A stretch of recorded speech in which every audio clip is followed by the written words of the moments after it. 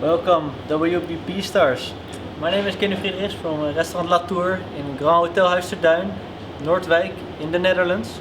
And we're gonna prepare a dessert for you based on cherries. So let's begin.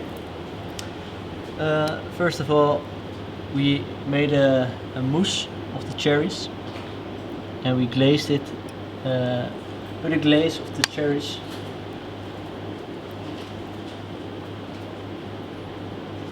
And some marinated cherries, and we marinate them with timut paper.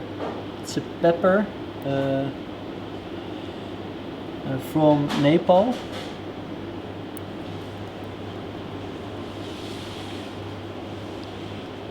And then we add a kersaboshi. So we made the cherries and we dry them a little bit, we ferment them, and then we have a little bit of a salty taste to make it a little bit different. And we add a crunch made from cherries for some crispiness in the dish.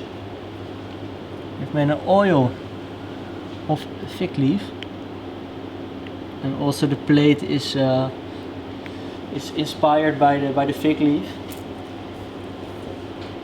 Then we have a granité from cherries combined with shiso for some freshness. And we have ice cream made from fig leaf. Put it on top.